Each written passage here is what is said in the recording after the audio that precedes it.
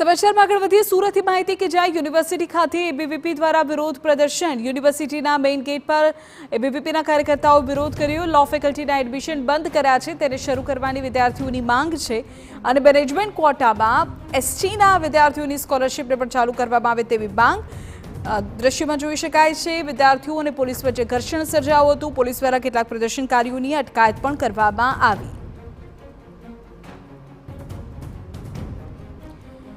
તો માહિતી મળી રહી છે તે અનુસાર દ્રશ્યમાં પણ જોઈ શકાય છે કે કેટલાક એબીવીપીના કાર્યકર્તાઓની અટકાયત કરવામાં આવી હતી।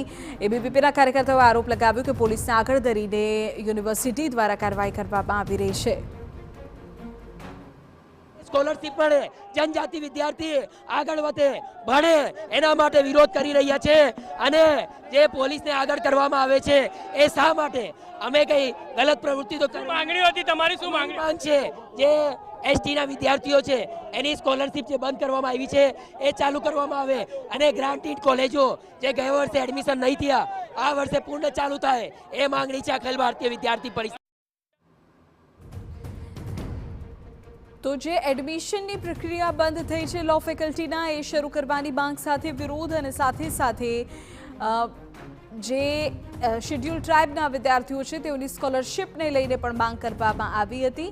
ઉલ્લેખનીય છે કે પોલીસે કેટલાક પ્રદર્શનકારીઓની અટકાયત પણ કરી જેના દ્રશ્યો પણ સામે આવ્યા છે। પ્રદર્શન દરમિયાન એબીવીપીના વિરોધ દરમિયાન પોલીસ અને એબીવીપીના કાર્યકર્તાઓ વચ્ચે ઘર્ષણ પણ થયું હતું। એ દ્રશ્યમાં પણ જોઈ શકાય છે મોટી સંખ્યામાં એબીવીપીના કાર્યકર્તાઓ આજે યુનિવર્સિટી ખાતે સુરતમાં એકઠા થઈ ગયા અને ત્યાં તેઓએ પોતાની માંગણીઓને ઉગ્ર સ્વરમાં રજૂ કરી હતી, સૂત્રોચ્ચાર કર્યા હતા અને લો ફેકલ્ટીના એડમિશન કે જેને બંધ કરવામાં આવ્યા છે તે શરૂ કરવામાં આવે તેવી માંગણી કરવામાં આવી હતી।